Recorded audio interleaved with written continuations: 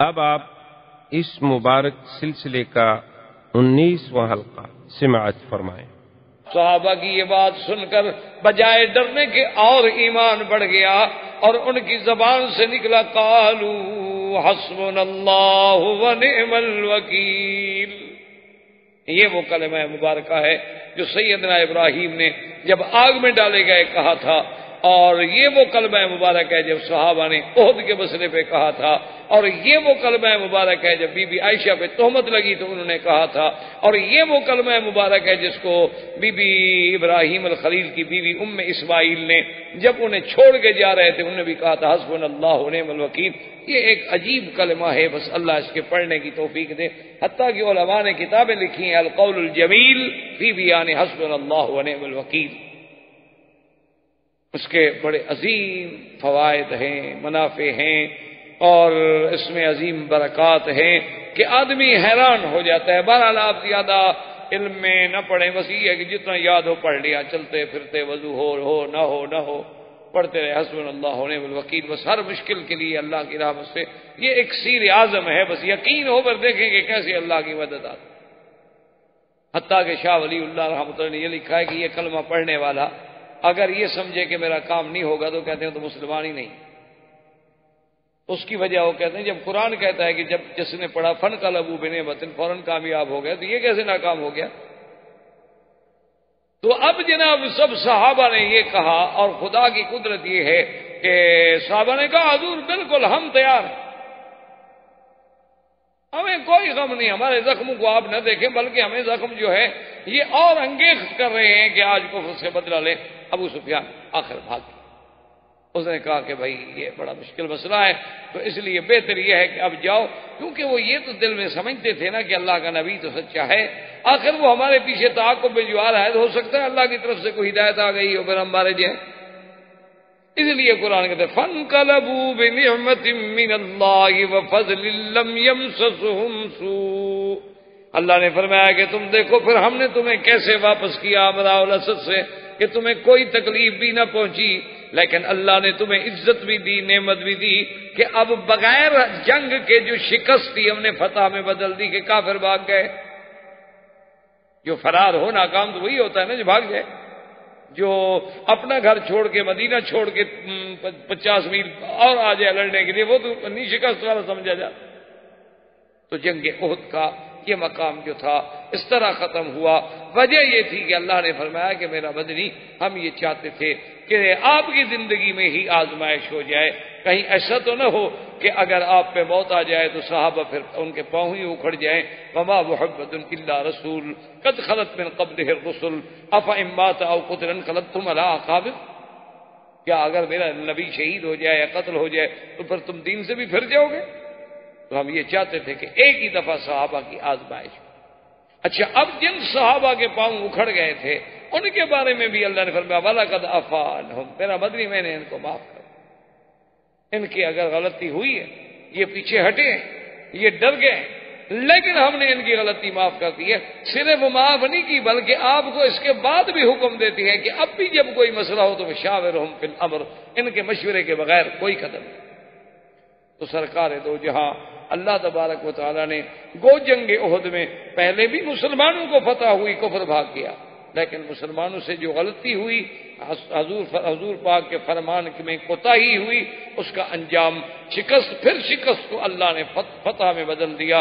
اور ایک خاص عنایت بدر پہ ہوئی کہ اذ یغشیکم النعاس امنۃ منہ وینزل علیکم من السماء۔ اللہ نے فرمایا کہ پھر ہم نے ان پر ایک اونگ، ایک تھوڑی سی نیند مسلط کر، ایک تھوڑی سی ایسے ہر آدمی پہ ایک نیند آ گئی، حتیٰ کہ تلوار ہاتھ میں گر گئی۔ اس نیند میں ہم نے ایسی رحمت رکھی تھی کہ سب وہ زخم بھول گئے، تکلیفیں بھول گئی، دکھ بھول گئے، پھر فریش ہو گئے آدمی، پھر تر و تازہ ہو گئے۔ تو اللہ تبارک و تعالی نے اس احد کے غزوے کی ایک پوری تحقیق تخطیط پورے قرآن میں بیان فرمائی ہے۔ اللہ اگر توفیق دے تو آدمی کو وہ پوری آیات وما تفاسیر اور وما ترجمے کے دیکھنی چاہیے۔ وما علینا الا البلاغ۔ برادران اسلام، محترم بھائیوں، آج کافی وقفے کے بعد الحمدللہ دروس سیرت نبوی کا سلسلہ اللہ کی رحمت سے پھر شروع کر رہے ہیں، کیونکہ رمضان المبارک، اس کے بعد موسم حج، پھر حج کے مصروفیات درس، تو الحمدللہ آج پھر ہم اپنے اس دروس کی جن کا تعلق سیرت رسول پاک صلی اللہ علیہ وسلم سے ہے، جیسا کہ آپ حضرات نے جنہوں نے دروس سنے ہیں، آپ کو یاد ہوگا کہ ہم نے دروس کی ابتدا کی تھی اس دور سے جو حضور سرکار دو جہاں صلی اللہ علیہ وسلم کی پیدائش سے قبل کا دور تھا، جسے زمانہ جاہلیت کہا جائے۔ اس کے بعد پھر حضور صلی اللہ علیہ وسلم کی ولادت سے قبل جو ارہاسات، جو واقعات پیش آئے، پھر سرکار دو جہاں صلی اللہ علیہ وسلم کی ولادت مبارکہ، پھر آپ کا دور رضاعت، اس کے بعد آپ کا دور صبا، پھر آپ کا دور شباب، پھر حضور صلی اللہ علیہ وسلم کا سیدہ خدیجہ سے نکاح، پھر سرکار دو جہاں صلی اللہ علیہ وسلم کا دور شباب، اور اس کے بعد پھر نزول وحی کی ابتدا، پھر وحی اترنے کے بعد آغاز دعوت اسلام، پھر حضور صلی اللہ علیہ وسلم کے دعوت اسلام میں مشکلات، صحابہ رضوان اللہ علیہم اجمعین پر امتحانات کے پہاڑ ٹوٹ پڑے، پھر صحابہ رضوان اللہ علیہم اجمعین کی ان مشکلات کے بعد ہجرت حبشہ، پھر بعض حضرات کی ہجرت مدینہ منورہ، پھر سرکار دو جہاں صلی اللہ علیہ وسلم کی اپنی ہجرت مبارکہ، اور ہجرت مبارک کے بعد غزوہ بدر، جو اسلام کا سب سے اول غزوہ تھا، جسے اللہ کے قرآن نے بھی یوم الفرقان کے نام سے تعبیر فرمایا، جس میں اللہ نے اسلام کو عزت دی، اسلام کا بول بالا ہوا، جس میں کفر کی طاقت جو تھی وہ ٹوٹ گئی، لیکن دشمنیوں کی آگ زیادہ بھڑک۔ اس کے بعد پھر کفار قریش کا اجتماع، کفار قریش کا وہ انتقام اور جذبہ انتقام، اور پھر اس کے بعد غزوہ احد۔ غزوہ احد میں حضور صلی اللہ علیہ وسلم کے لیے مشکلات، صحابہ کے لیے سب سے بڑا امتحان، اور غزوہ احد میں اول فتح سے ہمکنار ہونا، پھر فرمان رسول کے سرانجامی میں اجتہادی خطا کا صدور ہونا، پھر اس فتح کا شکست میں بدل جانا، اور حضور صلی اللہ علیہ وسلم کے دندان مبارک کا شہید ہونا، سرکار دو جہاں کے سب سے محبوب ام محترم حضرت حمزہ رضی اللہ تعالی عنہ کا شہید ہونا، مصعب بن عمیر کی شہادت، صحابہ رضوان اللہ علیہم اجمعین کے لیے ایک بہت عظیم ابتلا کا دور۔ ان تمام ادوار کے بعد، کیونکہ جنگ احد میں یہود کی سازش تھی، تو حضور صلی اللہ علیہ وسلم کا احد کے بعد یہود بنو نذیر پر محاصرہ، اور اس کے بعد حضور صلی اللہ علیہ وسلم کا فیصلہ کہ چونکہ انہوں نے اپنے عہد کو توڑا تھا، اور ان کا اجلاء کہ ان کو مدینہ منورہ سے نکالا گیا، اور حضور صلی اللہ علیہ وسلم نے ان کو خیبر کی طرف نکلنے پہ مجبور کیا۔ لیکن یہ پھر بھی رحمت دو جہاں کا، رحمت کا انداز تھا کہ اتنے بڑے دشمنوں کو، اتنے بڑے اعداء کو، جن کی وجہ سے 70 صحابہ شہید ہوئے، جن کے نفاق کی وجہ سے مسلمانوں کو اتنے بڑے زخم سہنے پڑے، حضور صلی اللہ علیہ وسلم نے اجازت دے دی کہ جو آپ سامان لے جا سکتے ہو، ہر آدمی ایک اونٹ پر سامان اپنا لے کر چلا جائے، ہم اس سے تعارف۔ وہ لوگ وہاں سے خیبر میں آئے، خیبر میں آ کر مستقل انہوں نے ڈیرا ڈالا۔ اب مدینہ منورہ میں صرف بنو قریظہ کے کچھ لوگ رہ گئے، بنی قینقاع اور بنو نذیر جو تھے یہ سب کے سب خیبر میں۔ یہاں تک ہم الحمدللہ پہنچے۔ تو اس کے بعد یہ ہوا کہ جب یہودیوں کو اتنا بڑا صدمہ سہنا پڑا کہ وہ تو سینکڑوں سالوں سے مدینہ منورہ میں ڈیرا ڈال کے بیٹھے ہوئے تھے، اور مدینہ منورہ میں ان کا ایک بڑا روب تھا۔ اوس اور خزرج کے قبیلے جو تھے وہ ان کے ایک قسم کے زیر نگیں تھے، کیونکہ ان کے پاس پیسہ تھا، دولت۔ لیکن اسلام کے اس عظمت کے بعد اب یہودیوں کو کسی پل چین نہیں آیا، اور یہ اللہ کے قرآن نے ہمارے سامنے بڑی واضح کر دی ہے بات کہ مسلمانوں سے اگر سب سے زیادہ عداوت کسی قوم میں ہے تو وہ یہود۔ ویسے تو مسلمانوں کے عیسائی بھی دشمن، مسلمانوں کے سکھ بھی دشمن، ہندو بھی دشمن، بدھ مت بھی دشمن، ہر فرقہ کافر جو ہے وہ اسلام کا دشمن۔ لیکن اگر ان کی عداوتوں کو سامنے رکھا جائے تو پھر سب سے زیادہ بغض جو ہے، سب سے زیادہ عداوت جو ہے وہ یہود کے لیے۔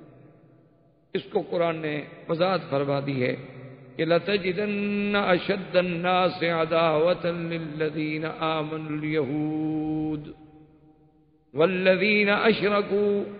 اللہ نے فرمایا کہ میرے نبی صلی اللہ علیہ وسلم آپ پائیں گے یہود کے دل میں سب سے زیادہ عداوت، اور مشرکین یہ سب سے بڑے دشمن ہیں۔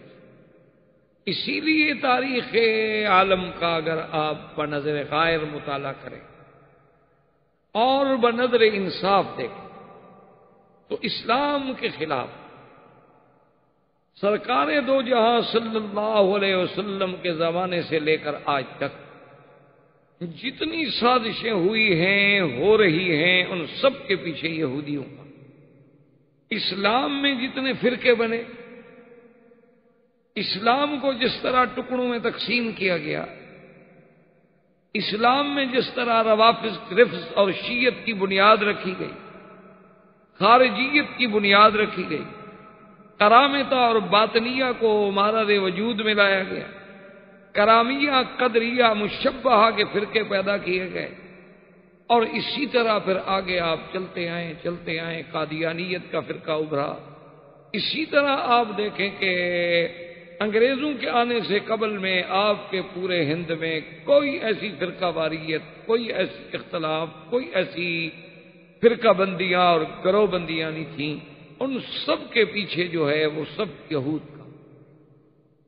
حتیٰ کہ محدثین نے یہ بات واضح کر دی ہے کہ سرکار دو جہاں صلی اللہ علیہ وسلم نے جو ارشاد فرمایا ہے کہ ستفترق امتی علی 73 فرقۃ کلہم فی النار الا ما انا علیہ واصحابی، او کما قال النبی صلی اللہ علیہ وسلم۔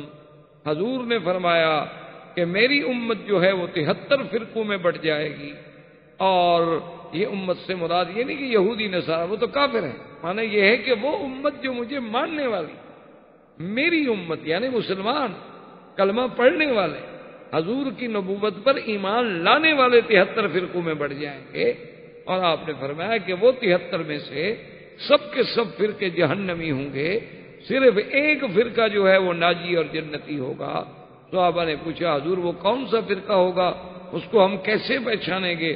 فرمایا الا ما انا علیہ واصحابی، جو میرے اور میرے صحابہ کے راستے پہ ہوں گے صرف وہ نجات پائیں گے، اس کے علاوہ جتنا 72 فرقہ ہے وہ سب کا سب جہنم میں جائے گا۔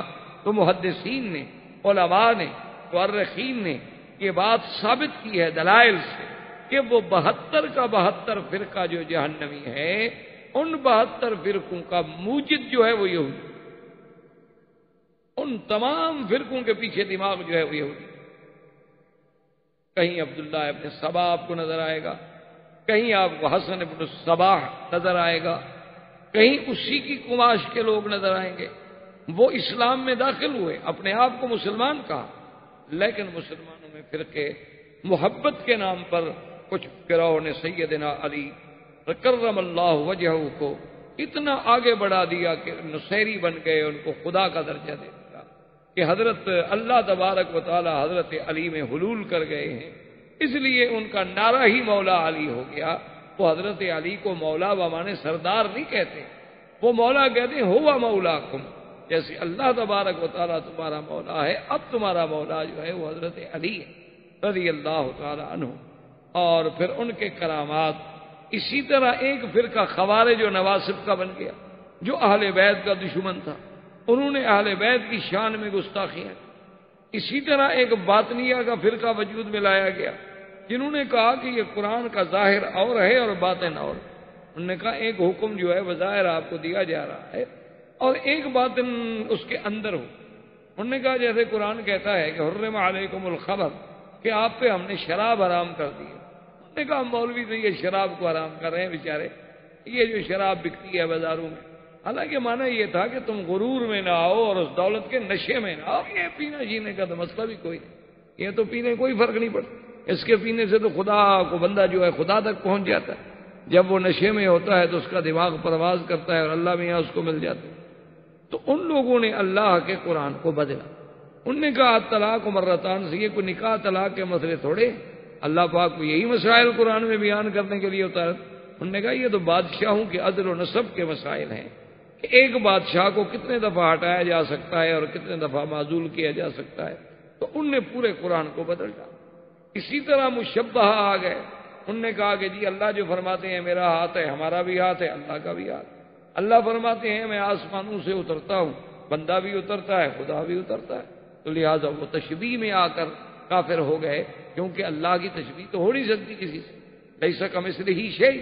اچھا بعض لوگ جو تھے وہ ایسے پیدا، انہوں نے اسماء و صفات کا ہی انکار کر دیا. انہوں نے کہا جی یہ اچھی توحید ہے کہ ہم خدا کو مانیں کہ وہ سمیع ہے اور بندے کو بھی کہیں کہ سمیع ہے، خدا کو بھی کہیں وہ رحیم ہے اور نبی کو بھی کہیں کہ رحیم، خدا کو بھی کہیں کہ رؤوف ہے اور نبی کو بھی کہیں کہ رؤوف ہے. یہ تو شرک ہے. لہذا انہوں نے اللہ کی صفتوں کا ہی انکار کر دیا، نعوذ باللہ. تو اس طرح یہ فرقے بنے. اور ان تمام فرقوں کے پیچھے جو دماغ کام کر رہا تھا وہ فکر یہود تھا اور پنجہ یہود تھا. وہ اتنے مکار و خداع تھے، وہ جانتے تھے کہ اب ہم قوت کے ساتھ اسلام کو نہیں مٹا سکتے، اب ہم لڑائیوں کے ساتھ اسلام کو نہیں مٹا سکتے. اب اسلام کو اگر مٹانا ہے تو اسلام میں داخل ہو کر ان کو اندر سے کمزور کر دو، ان کو اتنا کمزور کر دو کہ یہ درخت کھڑا کھڑا خود گر جائے، ہمیں کاٹنے کی ضرورت ہی نہ پڑے. اور ان کو قابو کرنے کے لیے پوری دنیا کا جو اکنامک کا لیور ہے وہ اپنے ہاتھ میں رکھ لو. جب چاہو کسی ملک کو نچا دو، جب چاہو کسی ملک کو غریب کر دو، جب چاہو ڈالر کو اونچا کر دو، جب چاہو ڈالر کو نیچا کر دو. پوری دنیا میں جتنے فتن ہیں، جتنے مصائب ہیں، مسجد اقصی کو شہید کیا جائے یا بابری مسجد کو، دونوں جگہ آپ کو یہودی نظر آئے. ظلم کسووا میں کیا جائے یا سرب میں، ظلم شیشان میں کیا جائے یا کشمیر میں، پیچھے کمانڈوز اور ٹریننگ دینے والے جو دماغ ہیں وہ آپ کو یہودی نظر آئے. آپ قادیانیت پہ نظر ڈالیں، ان کا بھی باقاعدہ تل ابیب میں اب بھی ان کا مرکز ہے اور تل ابیب سے قادیانیوں کا باقاعدہ ماہنامہ ایشو جاری ہوتا ہے. قادیانیوں کا کیا تعلق تھا تل ابیب سے؟ وجہ یہ تھی کہ قادیانیت میں چونکہ اسلام کو نقصان پہنچایا تو ان کی حفاظت کرنے والے وہی ہوں. اسی طرح جتنے فتن ہیں، جتنا دور فتن ہے، وہ سب کے سب جو ہیں ان کے پیچھے یہودیوں کا ہاتھ ہے. حتیٰ کہ آپ ابھی آپ دیکھ لیں، آپ تو ماشاءاللہ پڑھے لکھے لوگ ہیں، روز دیکھتے ہوں گے کلنٹن کا، مونیکا کا، یہ کیا ہے؟ یہ یہودیوں کی ایک سازش تھی کہ ایک لڑکی اتنے عرصے تک وہ اپنے کپڑے اور لباس کو محفوظ رکھتی ہے. کیا مطلب ہے اس کا؟ ان لوگوں کے نزدیک جہاں زنا گناہ ہی کوئی نہیں، جن کے نزدیک اس قسم کی آزادی ہے کہ بھئی اس میں یہ چیزیں کو معیوب بھی نہیں سمجھی جاتی. معیوب تب ہے جب کسی کو جبر کیا جائے. اب وہ کہتے ہیں جی اس کا تو ہمیں دکھ نہیں ہے کہ اس نے کیا کیا، بات تو یہ ہے کہ اس نے جھوٹ بولا. تو اس لیے ہم ذرا اس کے ساتھ سخت ہیں۔ لیکن ایک لڑکی کو ایک آفس میں رکھنا اور 20 سال تک یا 10 سال تک یا 12 سال تک وہ اپنے اس کپڑے کو بھی محفوظ رکھتی ہے، اس ٹراؤزر کو بھی محفوظ رکھتی ہے، کیا وجہ ہے؟ اس کو ضائع نہیں ہونے دیتی، اس پہ لگے ہوئے مادے کو بھی محفوظ رکھتی ہے۔ آپ اسی سے یہودیت کا آپ اندازہ کر لیں۔ تو یہ وہ یہودی تھے، جب وہ خیبر میں آئے تو اب وہ جل رہے تھے کہ ہمیں اتنا بے عزت کر کے مدینے سے نکال دیا کہ ہم تو مدینے کی بادشاہی کا خواب دیکھ رہے ہیں کہ جائے کہ ہمارے لیے حضور پاک نے حکم دے دیا کہ مدینے سے نکال دو، اور اس کے بعد حکم دے دیا کہ اخرجوہم من جزیرۃ العرب، کہ ان کو تو جزیرہ عرب سے بھی نکال۔ تو انہوں نے پھر پلان بنایا جہاں سے ہم اپنے درس کا آغاز کریں۔ اس لیے میں نے تھوڑا سا پس منظر صاحب کا بیان کر دیا کہ چونکہ آج کل دور یہ ہوتا ہے کہ طالب سے زیادہ استاذ کو مضمون یاد رکھنا پڑتا ہے، میں نے کہا کہ ہم تو کم سے کم یاد کریں، کوشش کریں، کیونکہ پہلے دور میں یہ ہوتا تھا کہ طالب یاد کرتے تھے، استاذ زیادہ محنت نہیں کرتے۔ طلباء کا کام ہوتا تھا کہ وہ سبق یاد کریں اور کہیں کہ کہاں ہم نے چھوڑا تھا۔ آج یہ ہوتا ہے کہ نہیں، استاد یاد کرتے۔ یہ ہمارے ساتھ حرم میں بھی ہوتا ہے، یعنی اگر 1 مہینہ چھٹی کے بعد ہم سبق شروع کریں، 10 طلباء سے پوچھیں کہ بھی ہم نے کس آیت پہ سبق روکا تھا، تو ہر آدمی نئی جگہ بتا۔ اللہ تبارک و تعالیٰ کے یہ صرف یہ نہیں کہ یہاں ہوتا ہے، حرم میں بھی ہوتا ہے۔ تو بہرحال میں نے اس لیے ایک پس منظر عرض کر دیا کہ تاکہ اگلی بات سمجھنے میں جب تک سابقہ تسلسل ذہن میں نہیں آئے گا تو بات سمجھیں۔ تو یہودیوں کا ایک بہت بڑا سردار تھا جس کا نام تھا حیی ابن اخطب، ان کا بہت بڑا سردار اور بہت پڑھا لکھا۔ تو حیی ابن اخطب اور سلام ابن مشکم، یہ دونوں جو تھے، انہوں نے اپنے ساتھ چند اور لوگ بھی لیے اور ایک وفد بنا کر یہ چلے مکہ مکرمہ۔ سب سے پہلے یہ مکہ مکرمہ ابو سفیان کا دور تھا، یعنی مکہ مکرمہ میں اس وقت جو سربراہ تھے وہ ابو سفیان سے آ کے ملے، انہوں نے کہا کہ ہم آپ کے پاس آئے ہیں، آپ کے ساتھ بھی بدر میں ایک بہت بڑا سانحہ گزر چکا ہے کہ آپ کا 70 سردار مارا گیا، ٹھیک ہے آپ نے عہد میں لڑائی لڑی اور ہم لوگوں نے آپ کی مدد کی جس کی وجہ سے ہمیں بھی وہاں سے نکالا گیا، لیکن عہد کی لڑائی میں مسلمانوں کے صحابہ تو شہید ہو گئے، لیکن آپ لوگوں کو کیا ملا؟ آپ تو جنگ ہار گئے۔ اس نے کہا کیسے ہار گئے؟ صحابہ شہید ہو گئے، ہم نے 70 آدمی ان کا بدلہ لے لیا۔ انہوں نے کہا عجیب بات کر، کیا بدلہ لے لیا؟ وہ تو اگر حضور صلی اللہ علیہ وسلم کے کہنے پر وہ تیر انداز جو تھے وہ دروازہ نہ چھوڑتے تو آپ تو جنگ ہار چکے، آپ تو بھاگ رہے۔ وہ تو ان سے اتحادی خطا ہو گئی، انہوں نے یہ سمجھا تھا کہ بھی اس دروازے پہ ہم نے اس وقت تک قائم رہنا ہے جب تک جنگ نہ جیتی جائے۔ جب دیکھ لیا ابھی کافر بھاگ رہے، انہوں نے کہا اب کھڑے رہنے کی کیا ضرورت، چلو بھی ہم بھی مال غنیمت اٹھا لیں۔ تو ان لوگوں نے وہ دروازہ خالی کیا تو خالد بن الولید نے عقب سے حملہ کیا۔ انہوں نے کہا تو یہ کوئی بڑی بات نہیں ہے، پتہ تو تب ہوتی کہ تم مدینے پہ قبضہ کر لیتے، تم تو خالی واپس آ گئے مکے، نہ مدینے پہ قبضہ کیا نہ کوئی مسلمان گرفتار ہوا، تم نے کامیابی کیا حاصل کی مجھے یہ تو بتاؤ۔ جنگ جیتنے کا مطلب تو یہ ہوتا ہے نا کہ دشمن کے علاقے پہ قبضہ کر دو، حضور صلی اللہ علیہ وسلم کی تحریک کو ختم کر دو۔ وہ تو اسلام کی تاریخ اسی طرح چل رہی ہے، انہوں نے تو الٹا جنگ یعنی اتنے بڑے نقصان کے بعد ہم پہ حملہ کر دیا، اور اتنی بڑی شکست کے بعد انہوں نے بدر صغرا تک تمہارا تعاقب کیا، تم بھاگ گئے۔ وہ تو عہد کے بعد حضور صلی اللہ علیہ وسلم خود اپنے صحابہ کے ساتھ تمہارے تعاقب میں چلے اور تم بھاگے، اور ساری دنیا میں مشہور ہوا کہ قریشی بھاگ گئے، مکے والے بھاگ گئے، مکے والے، تم تو ذلیل ہو کے آئے ہو، تم نے کون سی جنگ جیتی ہے؟ ابو سفیان نے کہا بات تو ٹھیک ہے۔ اس نے کہا تم کیا چاہتے ہو؟ اس نے کہا کیا چاہتے ہیں بھئی، اب ہم مل کے بدلہ لیں مسلمانوں سے، ابھی تک ہم ان کا کچھ نہیں بگاڑ سکے۔ پھر حضور صلی اللہ علیہ وسلم نے آپ کو دعوت دی کہ موعدکم ببدر، کہ چلو اگلے سال بدر میں پھر لڑائی ہوگی، تم بھی آ جانا ہم بھی آ جائیں۔ پھر بھی تم بھاگ گئے، تم نہیں گئے، حضور پاک تو آ گئے بدر۔ وہ تو پوری دنیا نے دیکھ لیا کہ مسلمانوں میں تو اب بھی اتنا دم خم موجود ہے کہ وہ مدینے سے چل کے بدر آ گئے، لیکن تم مکے سے بھی نہیں نکلے ڈر کے مارے۔ تو تم کیسے سردار ہو؟ کیا تم نے اسلام کا مسلمانوں کا مقابلہ کیا ہے؟ تیار ہو جاؤ، یہاں سے تم لشکر نکالو، وہاں سے خیبر سے ہم لشکر نکالیں گے، اور بنی غطفان، بنی سلیم، بنی فزارہ، ان احابیش، ان سب قبائل کا میں دورہ کر رہا ہوں، ان سب کو تیار کر کے ایک ہی دفعہ ہم مدینہ منورہ پہ حملہ کریں تاکہ ہمیشہ کے لیے مدینے کی سلطنت جو ہے وہ ختم ہو جائے اور مدینے پہ ہم قابض ہوں۔ انہوں نے کہا بھائی ابو سفیان نے کہا بات تو ٹھیک ہے۔ انہوں نے کہا کہ ہو یہی بات یہ ہے کہ تمہاری یہ باتیں مجھے بڑی اچھی لگی، اچھی سمجھ آئی، اور میں تمہارے ساتھ دینے کے لیے تیار ہوں، لیکن ایک بات کرو، ہمیں یہ بتاؤ دیننا خیر ام دین محمد صلی اللہ علیہ وسلم۔ کہا تم پڑھے لکھے لوگ ہو، تورات پڑھے ہوئے ہو، انجیل پڑھے ہوئے ہو، تم سریانی پڑھے ہوئے ہو، عبرانی پڑھے ہوئے ہو، عربی جانتے ہو، اور پھر مدینہ منورہ کے محاورات جانتے ہو، کیونکہ سب سے فصیح ترین عربی بولنے والے یہودی، اب بھی یہودی جب عربی بولتا ہے تو بڑی فصاح لغت، وہ یہ بازاری لغت نہیں بولتا۔ تو یہ بتاؤ کہ ہمارا دین بہتر ہے یا دین محمد مصطفیٰ بہتر؟ اب دیکھیں وہ یہی اپنے اختب والا کی یہودی ہے، تورات جانتا ہے اور خود اللہ کو ماننے والا ہے، خود نبیوں کو ماننے والا ہے، لیکن چونکہ حضور سے دشمنی تھی کہنے لگا لا دینکم خیر، تمہارا دین بہت اچھا ہے، محمد مصطفیٰ کا دین کہاں اچھا ہے؟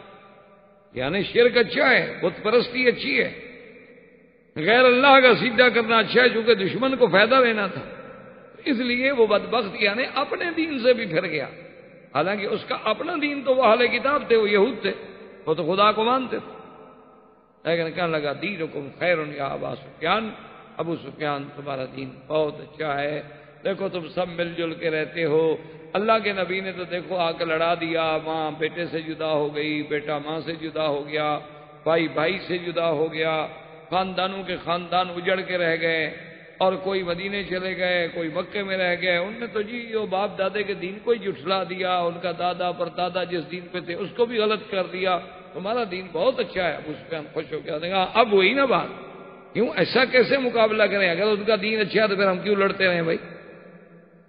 ہاں اگر ہمارا دین اچھا ہے، اسی لیے جب تک کہ آدمی کسی کو کسی مذہبی نقطۂ نظر پر اس کے اندر کوئی جذبہ پیدا نہ کرے، اس وقت تک نہ تحریکیں چلتی ہیں اور نہ کوئی بندہ جان دیتا۔ اسی لیے یہ آپ کے سیاسی لیڈر جو ہے نا یہ بڑے چالاک ہوتے ہیں، جب ان کو تحریک چلانی ہو تو پھر یہ علماء کے دروازے پہ، مولوی صاحبان کے دروازے پہ، مدارس کے دروازے پہ آ کے کہ دین والے آدمی تھوڑا سا تو آگے آئے نا، تاکہ لوگوں کو ہم کہہ سکیں کہ بھائی ہم تو نظام مصطفیٰ کے لیے لڑ رہے۔ تو جب حضور کے نظام کی بات آئے گی تب لوگ جانتے ہیں کہ ایسے کو پاگل تھوڑا ہو گیا کسی لیڈر کے لیے مر جائے، اگر مرے گا تو ہر کوئی کہے گا یار تو مردود ہے، خودکشی کر کے حرام موت مر گیا، دفعہ ہو، 2 مریں گے، 4 10 15 20 ختم۔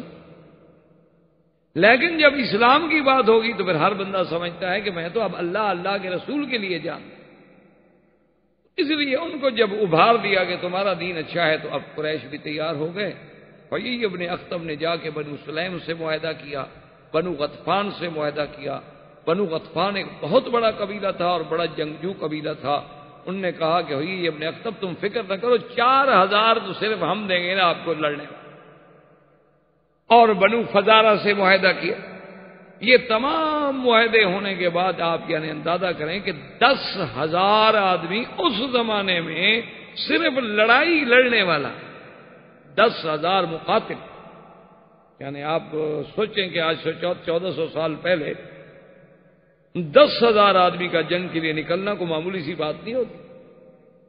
10,000 مقاتل تیار ہوا، اور یہ خبریں ایستا ایستا ایستا ایستا چلتے چلتے مدینہ منورہ میں بھی پہنچی کہ یا رسول اللہ صلی اللہ علیہ وسلم، یہودیوں نے اپنی سازشوں کا جال بچھا دیا ہے، ان کے وفود بن گئے ہیں، کوئی وفد کہیں جا رہا ہے، کوئی وفد کہیں جا رہا ہے، اور بڑی زبردست تیاریاں ہو رہی ہیں، اور اب ان کا منشا یہ ہے کہ ایک ہی دفعہ مدینے پہ حملہ کریں، اور جب ایک ہی دفعہ مدینہ منورہ پہ حملہ کریں گے تو بس ہمیشہ کے لیے ان کی قوت کو توڑ۔ حضور صلی اللہ علیہ وسلم نے چونکہ اللہ کا حکم ہے، فرمایا فشاورہم فی الامر، فَإِذَا عَزَمْتَ فَتَوَكَّلْ عَلَى اللَّهِ، میرے مدنی صلی اللہ علیہ وسلم جب کوئی مسئلہ پیش آئے تو اپنے صحابہ سے مشورہ، اپنے صحابہ سے رائے لیں۔ حضور پاک نے تمام صحابہ کو بلایا، سیدنا ابو بکر، سیدنا عمر، سیدنا عثمان، سیدنا علی، بڑے بڑے اجلہ صحابہ، تمام صحابہ اکٹھے ہوئے۔ حضور پاک نے ان کو خبر دی اور بتلایا کہ اس طرح ہمارے خلاف ایک محاذ بن چکا ہے، اور یہود، مشرکین، احابیش اور بنو غطفان، بنو سلیم، بنو فزارہ، یہ تمام قبائل مل کر مدینے پہ حملہ کیا۔ اب بتائیں، صحابہ کرام نے اپنی اپنی رائے دی۔ حضرت سلمان فارسی رضی اللہ تعالی عنہ کھڑے ہوئے، انہوں نے کہا کہ یا رسول اللہ صلی اللہ علیہ وسلم، اگر اجازت ہو تو میں کچھ عرض کر سکتا ہوں؟ انہوں نے فرمایا کہ ہاں، بات۔ انہوں نے کہا حضور جب اس قسم کے حالات پیدا ہو جاتے تھے نا فارس، کیونکہ اس زمانے میں فارس سپر پاور تھا، روم سپر پاور، فارس کا جو لقب تھا بادشاہوں کا وہ کسرا، اور روم کا جو ہے وہ ہرقل۔ تو یہ اس وقت کی، اس زمانے کی بہت بڑی سپر پاور۔ انہوں نے کہا کہ فارس میں یہ ہے کہ اگر کسی مقام پر کسی قلعے کو، کسی علاقے کو، کسی شہر کو بچانا ہے اور ہماری طاقت کم ہے، دشمن کی طاقت بہت زیادہ ہے، تو ہم پھر خندق کھودیں۔ حضور پاک نے فرمایا وہ خندق کیا ہوتی ہے؟ کیونکہ عرب میں تو پہلے خندق کبھی کھودی نہیں گئی، اسلام میں تو کبھی خندق کا کوئی تصور بھی نہیں۔ اس نے کہا حضور خندق ایسے ہوتی ہے جیسے ایک ندی کھود دی جائے، ایک نہر کھود دی جائے، وہ اتنی چوڑی ہوتی ہے کہ گھوڑا پھلانگ کے نہ گزر سکے، اور اتنی گہری ہوتی ہے کہ کوئی اندر اگر اس کے آ جائے تو پھر اس کو چڑھنے میں دقت ہے، اور اتنی طویل ہوتی ہے کہ جہاں سے دشمن کے آنے کا خطرہ ہے اس راستے کو روک دے۔ تو یہ خندق جو ہے یہ ہمارے لیے ایک دفاع کا کام کرتی ہے۔ اس کا فائدہ یہ ہوتا ہے کہ اگر دشمن کی طاقت 1000 ہے اور یہاں اگر آپ نے 100 آدمی بھی مورچے میں بٹھا دیا ہے تو وہ 1000 آدمی اندر نہیں آ سکتے، کیونکہ جب اندر آئے گا تو کیسے آئے گا؟ آخر خندق میں اترے گا تو جو تیروں والے دیکھ رہے ہیں وہ انتظار کرتے رہیں گے، چڑھنے کی کوشش کرے گا، اترے گا، وہ تیروں پہ رکھ لیں گے اس کو، اور گھوڑے جو ہیں وہ پھلانگ نہیں سکتے، اور دشمن اتر کے پھر چڑھے تو یہ کوئی مذاق تو ہے نہیں، اونٹ بھی پھلانگ نہیں سکتے ہیں۔ تو وہ جو ہے ہمارے لیے ایک بہت بڑا حصار ہوتا ہے۔ ہم کھانے کا، پینے کا، پانی کا اندر سب کچھ رکھ لیتے ہیں کہ بھی اگر محاصرہ لمبا ہو جائے اور دشمن زیادہ دیر بیٹھ جائے تو ہم کم سے کم بھوکے تو نہ مر جائیں۔ تو یہ سارے انتظام کرنے کے بعد حضور نے فرمایا کہ بھی میری رائے میں تمہاری رائے بہت اچھی ہے، میں اس کو قبول کرتا ہوں اور ہمیں خندق کھودنی چاہیے۔ اسی کے لیے اس غزوے کا نام جو ہے احادیث مبارک میں غزوہ خندق، اور اسی لیے اس کا نام غزوہ احزاب۔ احزاب کہتے ہیں حزب، یعنی مختلف جماعتیں ٹکڑے ٹکڑے بن کے ایک حزب بن کے آ گئی میدان میں، کیونکہ یہ بھی تو مکے والے اور یہودی اور غطفان اور فزاری اور سلیم، یہ سارے احابیش مل کے آ رہے تھے، اسی لیے اس کا نام غزوہ احزاب بھی ہے اور اس کا نام غزوہ خندق۔ اب جب خندق کی کھدائی شروع ہوئی، آپ جب مدینہ منورہ میں جاتے ہیں تو آپ نے بھی دیکھا ہوگا کہ خندق تھا، کیونکہ اس کے تھوڑے تھوڑے نشانات تو اب بھی باقی، تھوڑے تھوڑے آثار خندق کے اب بھی باقی ہیں کہ بھی اس جگہ خندق کھودی۔ لیکن اس بات کو سمجھنا گو یہ بڑے بڑے علماء کا کام ہے اور علمی مسئلہ ہے، لیکن تھوڑی سی آسانی کے لیے میں عرض کر دوں تاکہ جتنی بات آپ کے سمجھنے کے لیے آسان ہو۔ ایک سب سے بڑا مشکل مسئلہ ہے جس میں ہمارے بڑے بڑے علماء الجھ کے رہ جاتے ہیں کہ بھی اس طرف خندق کھودنے کی آخر کیا وجہ تھی؟ تو مدینہ تو ادھر ہے اور خندق ادھر کھودی گئی۔ اب بھی آپ جائیں تو آپ دیکھیں نا کہ مثلا مدینہ تو رسول کدھر ہے، حرم کہاں ہے؟ حضور کے زمانے میں تو بس یہی شہر تھا نا جتنا حرم ہے، بلکہ یہی سمجھیں کہ اب حرم بڑا ہے، اور اس کے بعد ابالی میں کچھ آبادی تھی، اسی طرح نابیہ میں کچھ آبادیاں تھیں، اسی طرح جانب احد میں کچھ چھوٹی چھوٹی بستیاں تھیں، یہ مدینہ منورہ تھا۔ تو اس طرف خندق آخر کیوں کھودی گئی؟ اس میں بڑے بڑے علماء جب حدیث پڑھاتے ہیں نہ تو الجھ کے رہے، وہ سمجھا نہیں۔ بہرحال یہ ایک علمی مسئلہ ہے جس کا تعلق علماء سے ہے، لیکن آپ کے یہ بتانے کی حد تک میں صرف آسانی کے لیے عرض کر دوں، مدینہ منورہ کو آپ تو الحمدللہ پڑھے لکھے لوگ ہیں، کبھی آپ نقشہ ہو، جب آپ مدینہ منورہ کا خریدہ دیکھیں گے، نقشے کو سامنے رکھیں گے، تو پھر آپ کو خندق کا سمجھنا بالکل ایک سیکنڈ بھی نہیں۔ اصل میں مدینہ منورہ کی پوزیشن یہ تھی کہ اس کی 3 طرف تو حرات ہے، اس کو کہتے ہیں ہرا،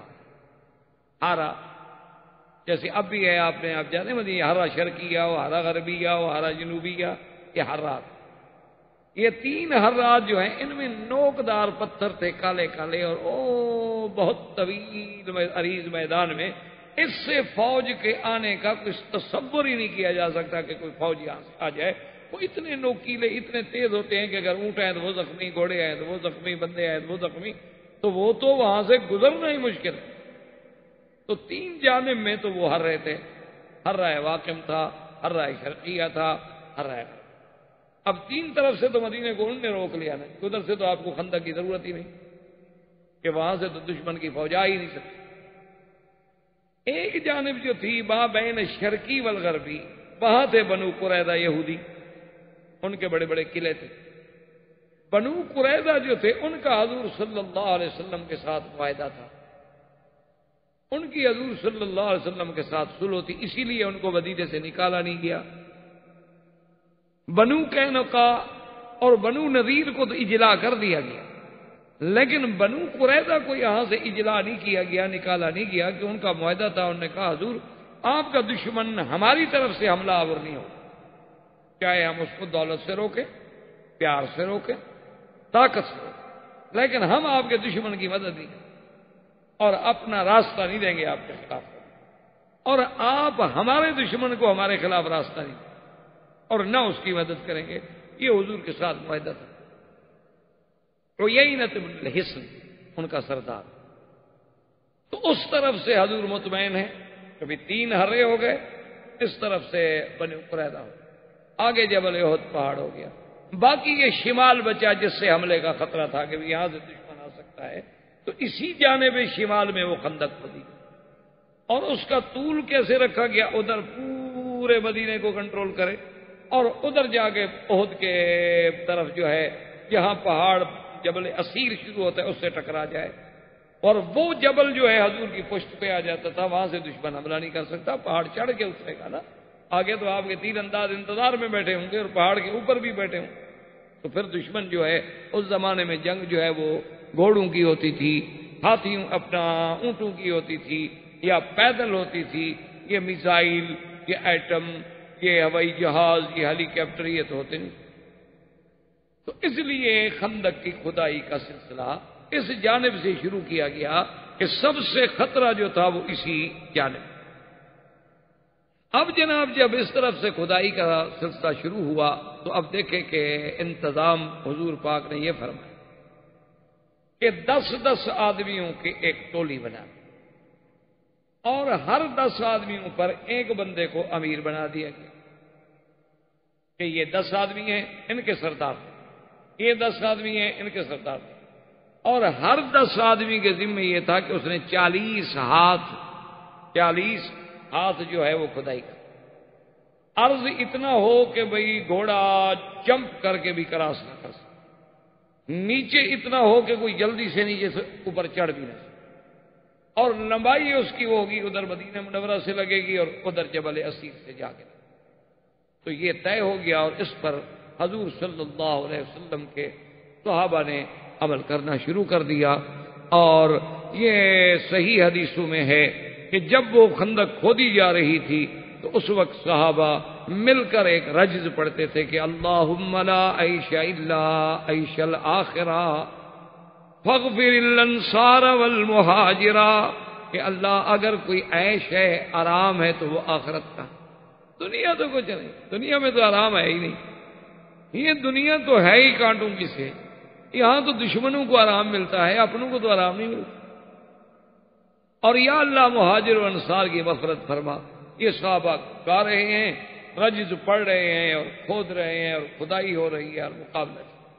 اور یہی وہ موقع ہے جس پہ عبداللہ ابن رواحہ کی وہ مشہور رجز جو صحابہ نے پڑھی، اور صحابہ کہتے ہیں کہ جب ہم پڑھتے تھے تو سرکار دو جہاں بھی ہمارے ساتھ شریک ہو. واللہ لولا اللہ ما اهتدینا ولا تصدقنا ولا صلینا.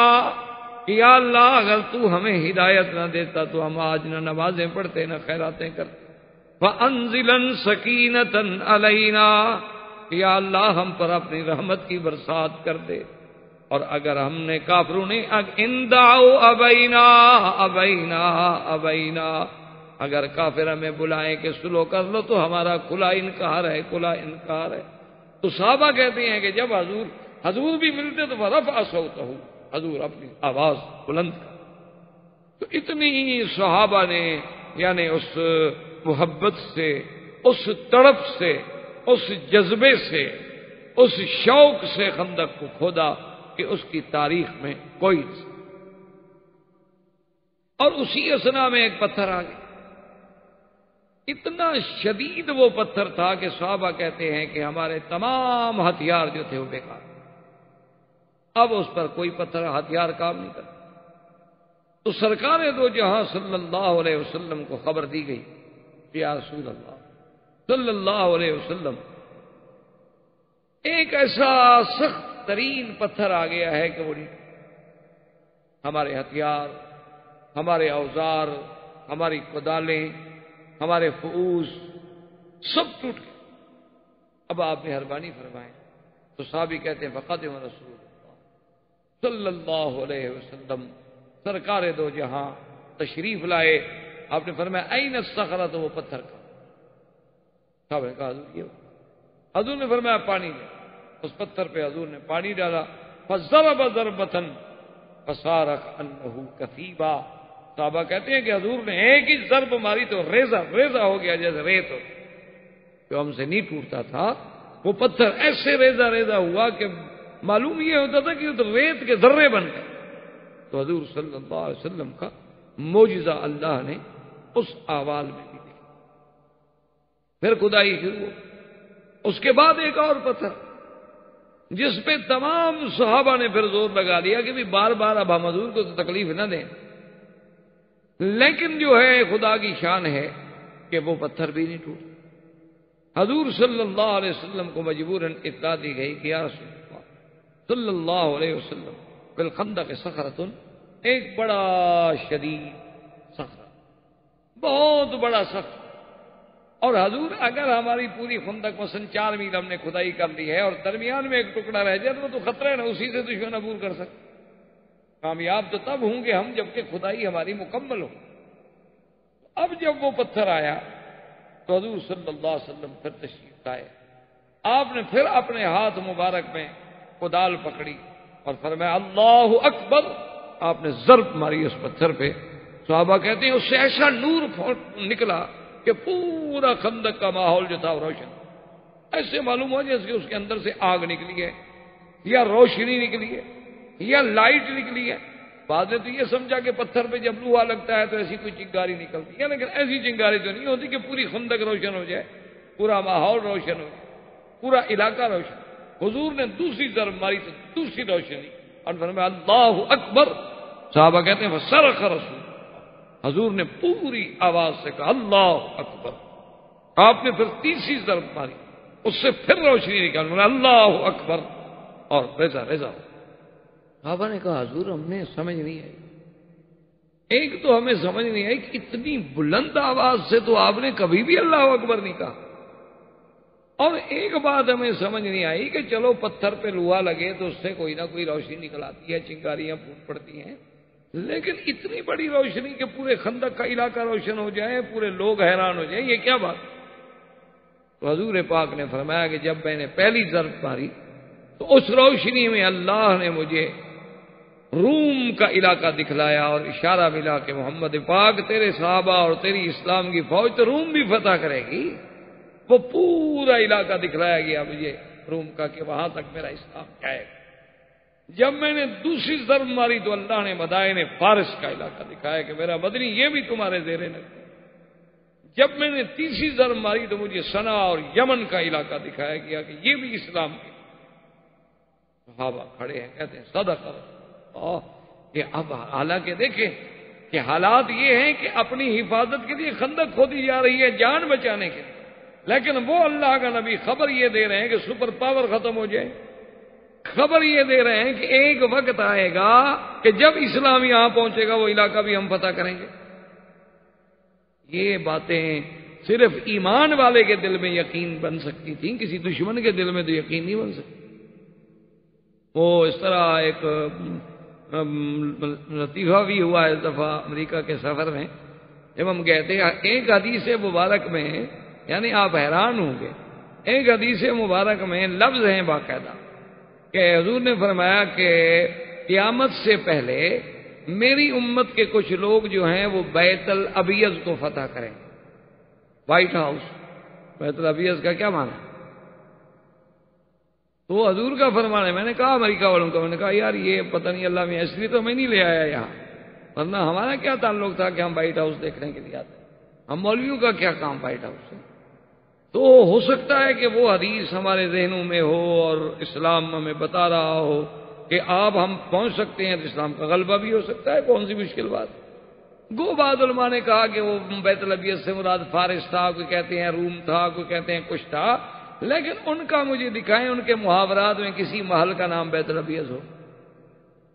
بھائی ان کا کوئی کسرا کے نام پہ محل ہوگا، کوئی ہرقل کے نام پہ محل ہوگا، کوئی فارس کے نام پہ محل ہوگا، بیت الابیض کیسے آ گیا آخر حدیث میں؟ اسی طرح ابو داؤد کی ایک حدیث ہے جس میں واضح حضور نے فرمایا کہ پانی پہ جنگ ہوگی۔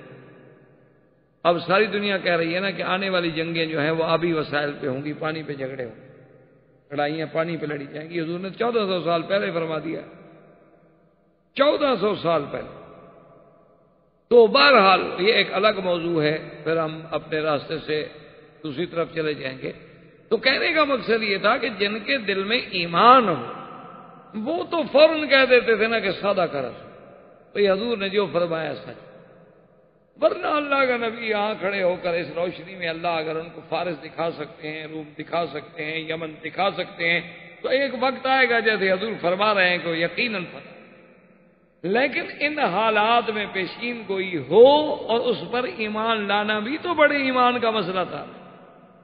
اچھا، اور جو منافق تھے مدینہ منورہ میں وہ بھی خندق کھدائی میں آگے جاتے تھے، تھوڑا سا 15-20 منٹ کام کیا پھر بہانہ بنا کے جی مجھے پیٹ میں درد ہے، جیسے نالائق طالب علم کرتے، مدرسے میں آ جاتے ہیں، حاضری بھی لگوا لیتے ہیں، آدھے گھنٹے کے بعد ان کو پیٹ میں تکلیف شروع ہو جاتی ہے، یا جیسے ہمارے نالائق مسلمان اکثر رمضان شریف میں بیمار ہو جاتے ہیں تاکہ روزہ نہ رکھنا پڑے، بیمار کے لیے گنجائش ہے نا کہ روزہ قضا کر۔ تو بہرحال یہ ہے کہ بھئی منافقوں نے کہا کہ دیکھو یار مسلمانوں کا بھی عجیب عالم ہے، اپنی جان بچانے کے لیے تو خندقیں کھود رہے ہیں اور خبریں دے رہے ہیں ہمیں کسرا اور کیسر کی اور فارس کی اور روم کی، لیکن مسلمان جو تھے وہ کہتے صدق، جو حضور نے فرمایا وہ سچ ہے اور ایک دن سچ ہو کے رہے۔ اور یہی وہ خندق کا واقعہ ہے کہ جس میں ایک صحابی نے آ کر حضور صلی اللہ علیہ وسلم سے عرض کیا کہ یا رسول اللہ، ایک تو پتھر کا کھودنا، دوسرا ہمارے پاس قلت غذا، کھانے کو کچھ۔ اس کا نتیجہ یہ نکلا ہے کہ حضور یہ دیکھیں میں نے پیٹ پہ پتھر باندھا۔ پیٹ پہ پتھر باندھنے کا مطلب یہ تھا کہ کھانا تو ہے نہیں، تو آنتوں میں پانی پی پی کے بل نہ پڑ جائیں، تو انہوں نے پتھر باندھ دیے تھے کہ چلو کم از کم آتے تو سیدھی رہیں، پیٹ تو سیدھا رہے، اور تو کچھ نہیں ہے، کم از کم جب ٹھنڈا ٹائم ہوگا یہ پتھر ٹھنڈا ہوگا تو کچھ اس کی ٹھنڈک سے بھی ہمیں فائدہ پہنچے۔ تو اس لیے صحابی نے کہا فرفع ثوبہ، یا رسول اللہ اب ہماری یہ حالت ہے۔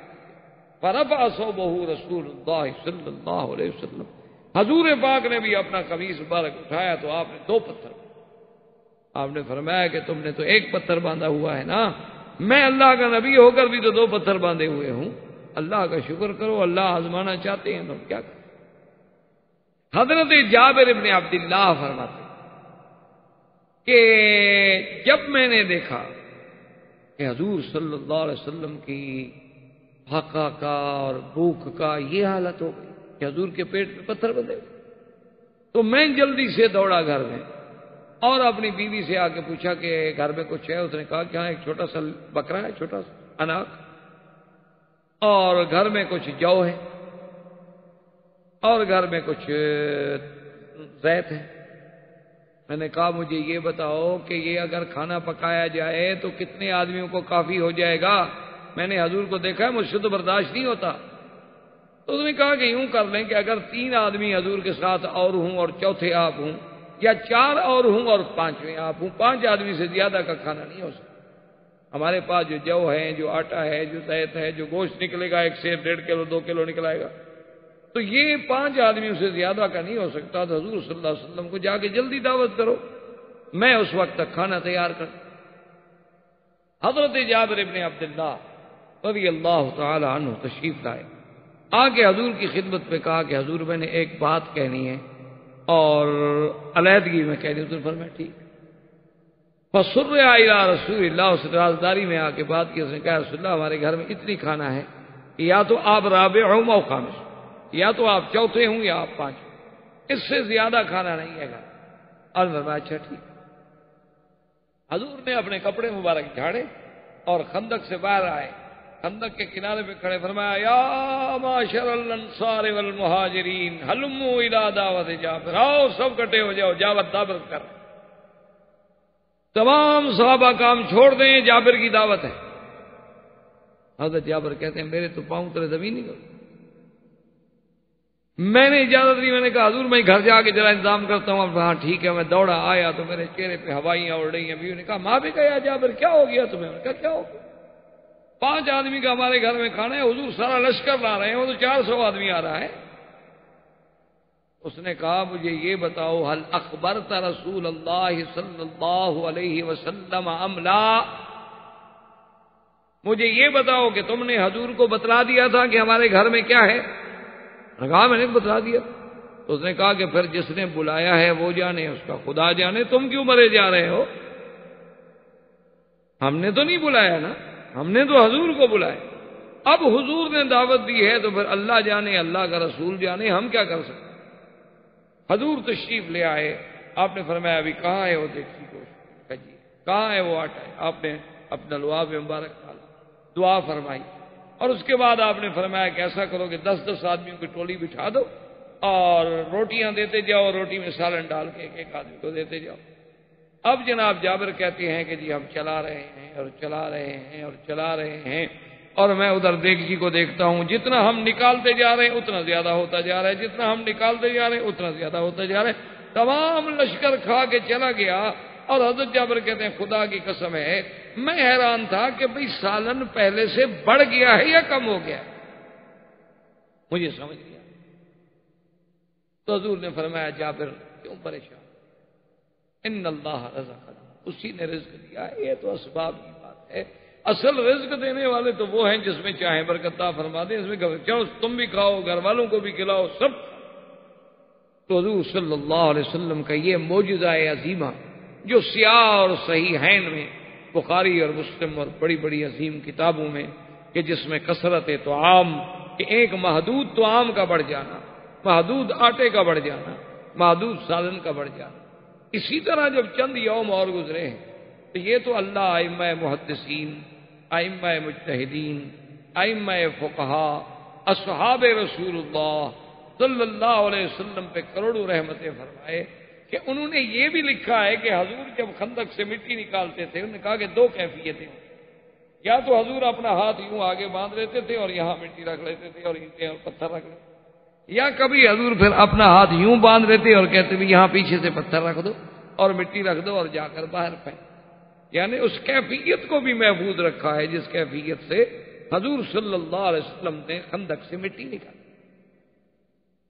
تو تھوڑی دیر، کئی دن گزرنے کے بعد فاقہ پھر شدید ہو گیا، تو بی بی عامرہ بنت رواح ان کو پتہ چلا، تو ان کے پاس کوئی تھوڑی سی کھجوریں تھیں، کوئی 1 کلو 2 کلو، وہ کہ ان نے وہ کھجوریں بھیجی کہ عبداللہ ابن رواحہ اور باقی اس کی فیملی کے لوگ جو تھے وہ سب وہیں پتھر پہ کام کر رہے تھے، انہوں نے کہا کہ کھجوریں میرے گھر والوں کو، رشتہ داروں کو دے دو تاکہ وہ بیچارے کچھ تو گزارا کریں۔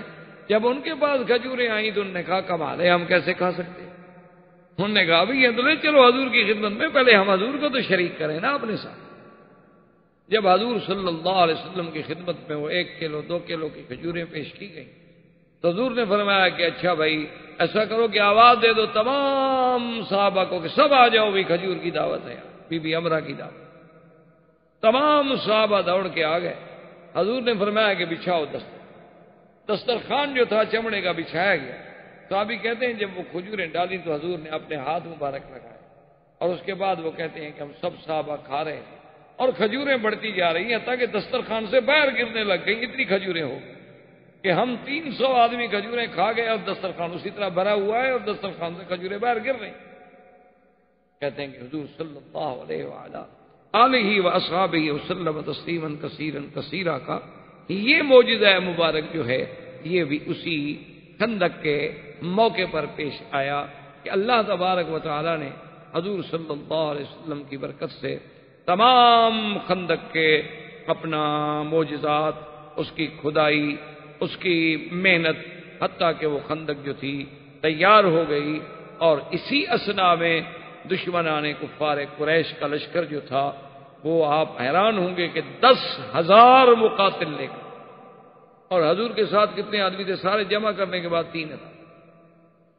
3,000 بھی سارے مخلص نہیں تھے، منافقوں کی جماعت بھی اس میں شامل تھی، کل 3,000 آدمی جمع۔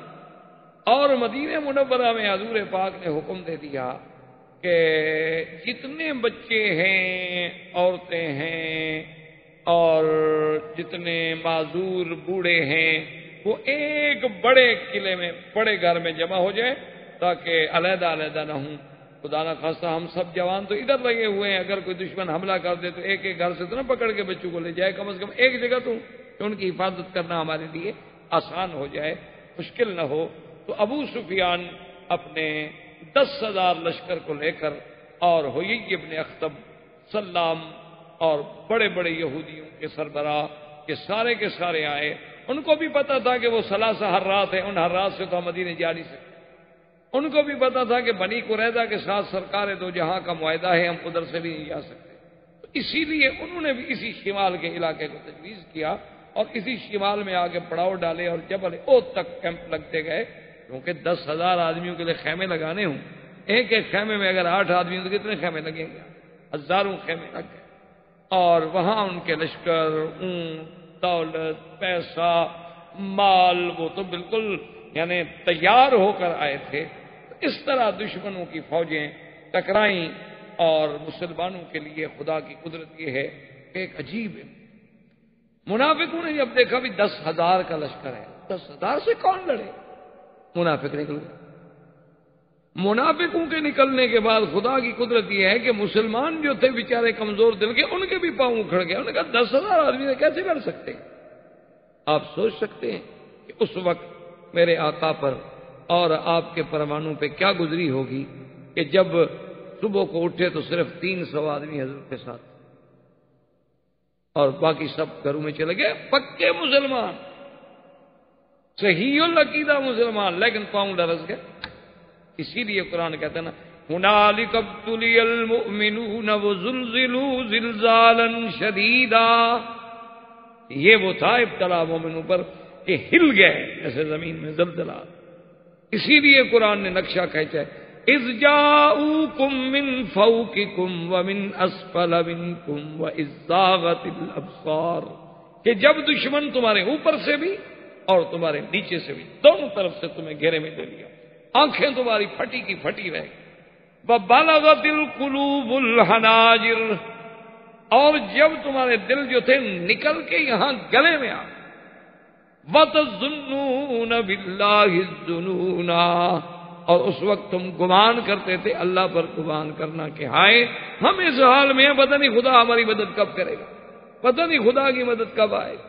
هُنَالِكَ ابْتُلِيَ الْمُؤْمِنُونَ وَزُلْزِلُوا زِلْزَالًا شَدِيدًا وَإِذْ يَقُولُ الْمُنَافِقُونَ وَالَّذِينَ فِي قُلُوبِهِم مَّرَضٌ مَّا وَعَدَنَا اللَّهُ وَرَسُولُهُ إِلَّا غُرُورًا، اور یہ وہی وقت تھا کہ جب منافق کہتے تھے کہ اللہ کے رسول نے جو باتیں کی ہیں وہ تو دھوکہ ہے، کہاں مدد آئے گی، کہاں نصرت آئے گی، اب تو ہم ایسے پھنسے ہیں کہ بس ان 2 چکی کے پاٹوں میں پس کے رہ جائیں گے، ہماری کوئی حفاظت کرنے والا بھی نہیں ہوگا۔ اس منظر میں یہ واقعہ تھا، زندگی باقی تو بات باقی۔ والسلام علیکم ورحمۃ اللہ وبرکاتہ۔ برادران اسلام، واجب الاحترام بزرگوں، دوستوں اور بھائیوں، دروس سیرہ نبویہ کا سلسلہ اللہ تبارک و تعالیٰ کے فضل و منت سے سرکار دو جہاں صلی اللہ علیہ وسلم کی ولادت مبارکہ سے لے کر غزوہ احد تک اور اس کے بعد جلائے بنی نذیر اور اس کے بعد غزوہ احد تک ہم پہنچے۔ غزوہ احد کے بعد جلائے بنی نذیر کے بعد غزوہ خندق۔ غزوہ خندق کو غزوہ خندق بھی کہا جاتا ہے اور غزوۃ الاحزاب بھی کہا جاتا ہے۔ غزوہ خندق کو خندق تو اس لیے کہا جاتا ہے کہ سرکار دو جہاں صلی اللہ علیہ وسلم نے حضرت سلمان فارسی رضی اللہ تعالی عنہ کے مشورے پر خندق کھدوانے کا حکم دیا اور خندق کھدوائی گئی، اس لیے اس مناسبت سے اس غزوے کو غزوہ خندق بھی کہا جاتا ہے۔ غزوہ اور سرایہ میں فرق ہی یہ ہوتا ہے کہ جس جنگ میں سرکار دو جہاں صلی اللہ علیہ وسلم بذات ہی خود تشریف فرما ہوں وہ غزوہ ہو۔ اگر حضور صلی اللہ علیہ وسلم لشکر بھیجیں اور آپ تشریف نہ لے جائیں تو اس کو سریہ کہا جائے۔ اسی لیے محدثین کرام رضوان اللہ علیہم اجمعین نے سرکار دو جہاں کے غزوات اور سرایہ کو علیحدہ علیحدہ ابواب میں ذکر کیا ہے۔ تو غزوہ خندق جو ہے یہ ان غزوات میں ہے جس میں حضور صلی اللہ علیہ وسلم خود شریک ہے، اور غزوہ احزاب اس کو اس لیے کہا جاتا ہے، احزاب جمع ہے حزب، حزب مانا جماعت، تو جب چند جماعتیں، چند قبائل، چند قومیں مل جائیں تو احزاب ہو گیا، جمع کا صیغہ بن گیا۔ تو بنی نذیر کے اجلاء یعنی جلا وطن کرنے کے بعد بنو نذیر کے یہودیوں میں جو بڑے بڑے ان کے سردار تھے، حیی ابن اخطب، اسی طرح اور بڑے سردار، تو انہوں نے دراصل جا کے قریش کو ابھارا، پھر انہوں نے بنی سلیم کو، بنی فزارہ کو، بنی غطفان کو، احابیش کو، ان سب کو تیار کیا کہ ہم پوری قوت کے ساتھ مدینہ منورہ پہ حملہ کریں تاکہ اسلام کا یہ شہر، اسلام کی یہ قوت، یہ معسکر، یہ مرکز جو ہے ہمیشہ کے لیے ختم کر دیا جائے۔ تو اب اس میں چونکہ اتنی جماعتیں شامل ہو گئیں کہ اس کا نام غزوہ احزاب بھی ہو گیا۔ سرکار دو جہاں صلی اللہ علیہ وسلم نے جب خندق کھدوانے کا حکم دیا تو 40 ہاتھ خندق جو ہے 10-10 آدمیوں پر تقسیم کی کہ 10 آدمی 40 ہاتھ کھودیں۔ خندق کی کھدائی اتنا گہری ہوتی تھی کہ کوئی آدمی جلدی سے اوپر نہ چڑھ سکے، اور چوڑائی اتنی ہوتی تھی کہ کوئی گھوڑا جو ہے جلدی سے پھلانگ نہ سکے۔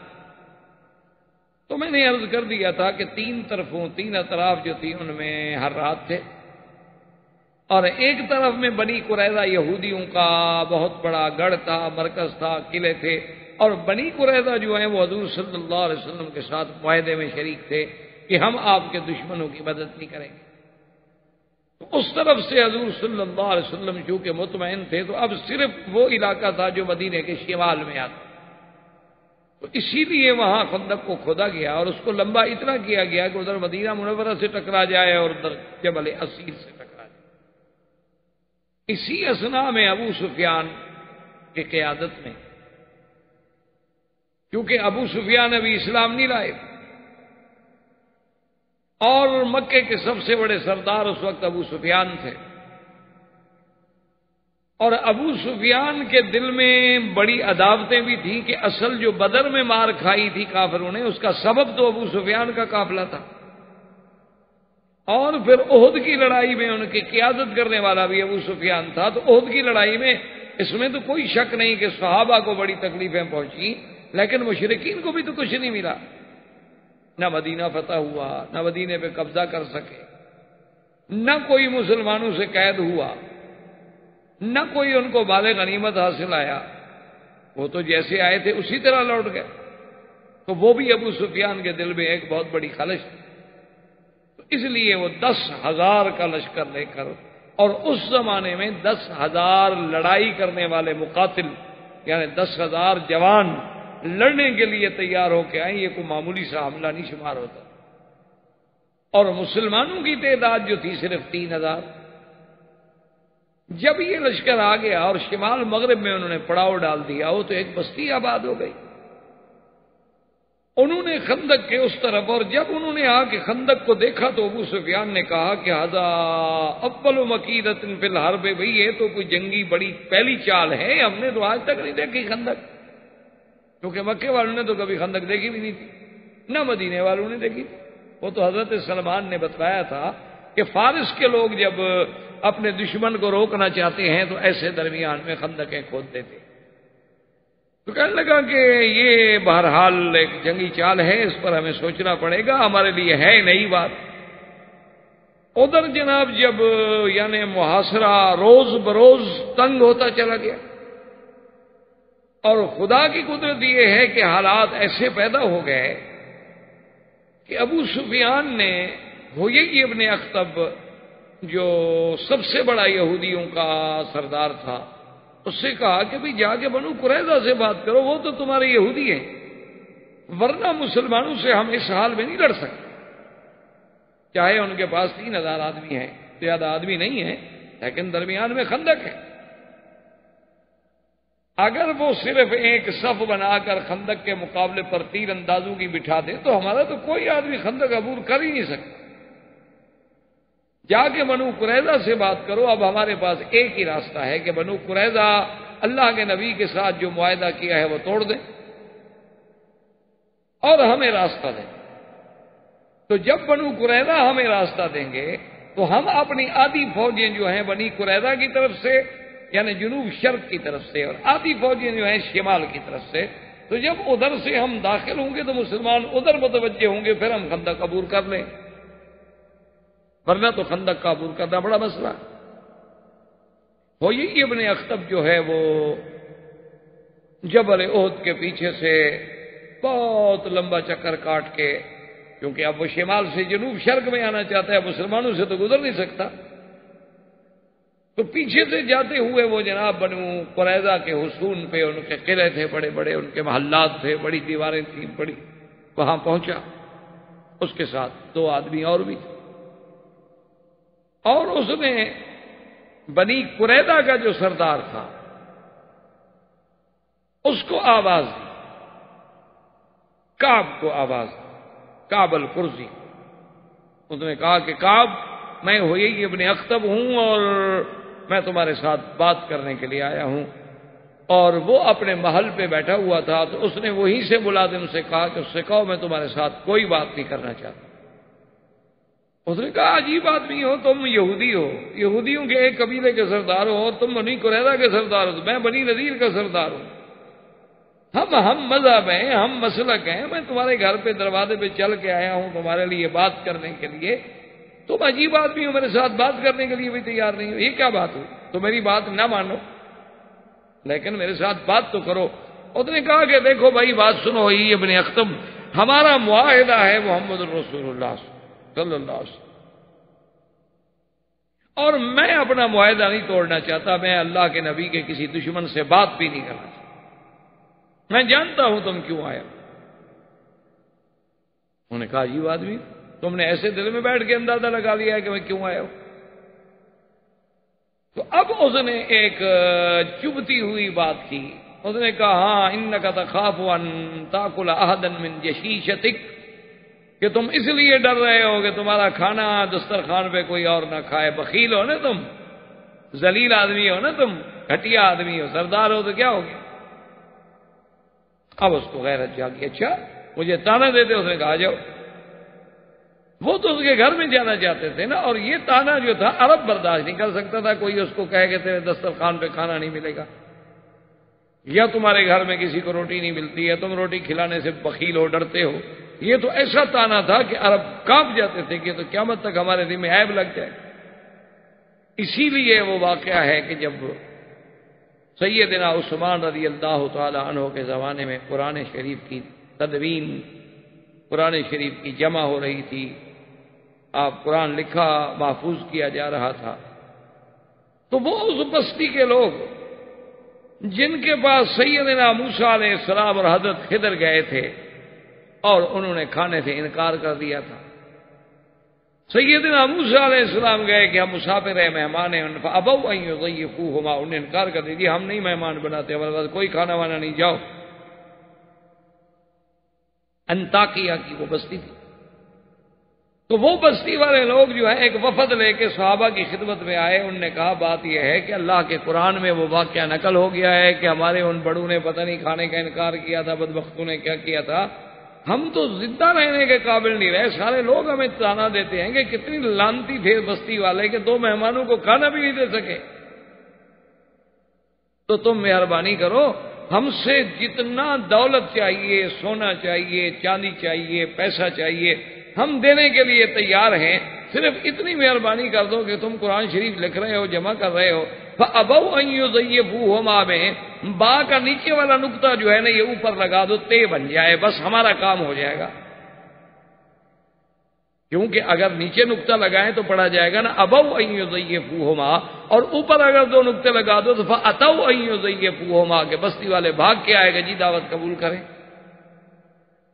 تو انکار کے بجائے ان کی دعوت ہو جائے گی تو ہماری عزت بچ جائے گی۔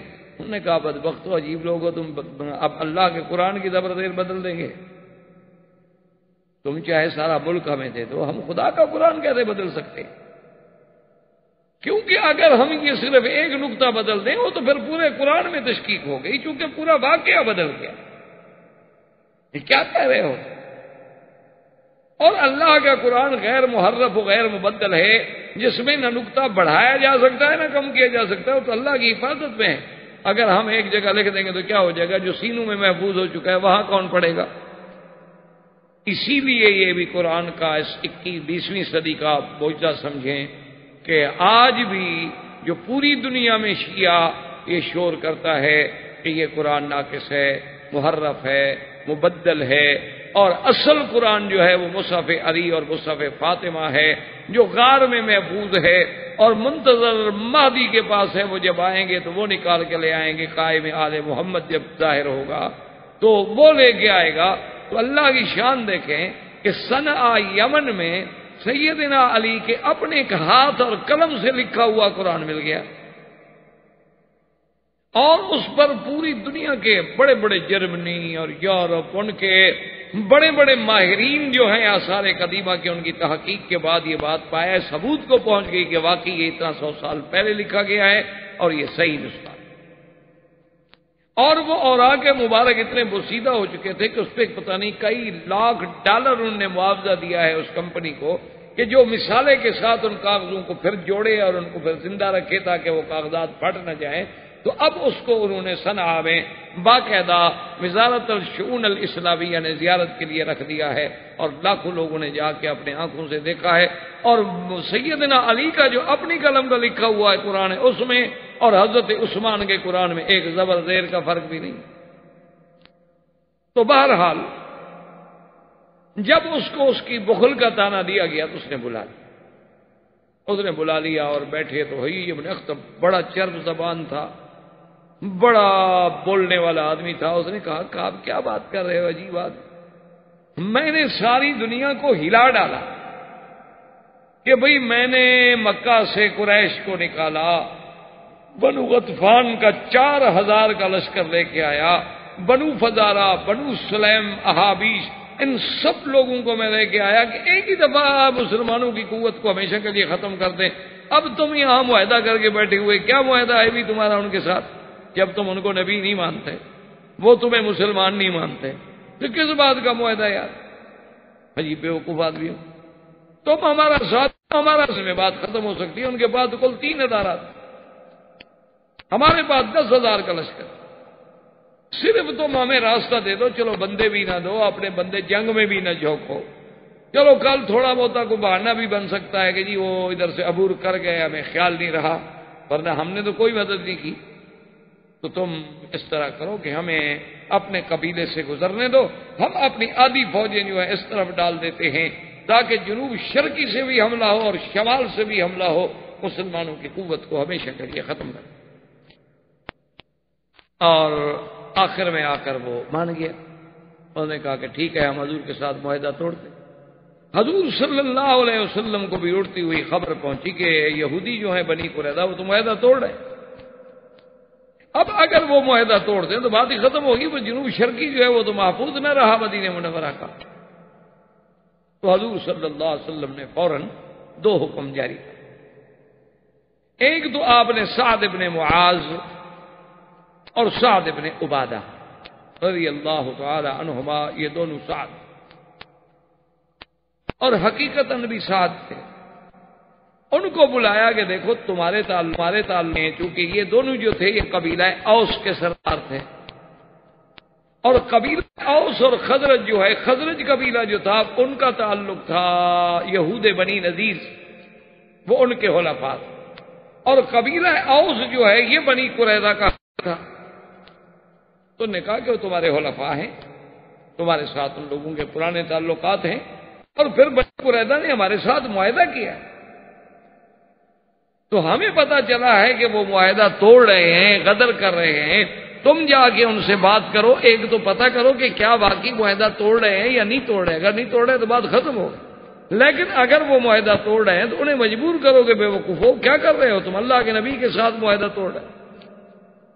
لیکن ایک بات رکھنا کہ خبر جو بھی ہو اس کو کسی پہ ظاہر نہیں کرنا، واپس آ کر مجھے بتانا ہے، اور اگر میں صحابہ کے جمع غفیر میں بیٹھا ہوں تو پھر اشارے سے بات کرنی ہے، کنائے سے بات کرنی ہے، ظاہر نہیں کرنا، کیونکہ اگر یہ بات کا پتہ چل گیا تو مسلمانوں کو تو حوصلے پست ہو جائے۔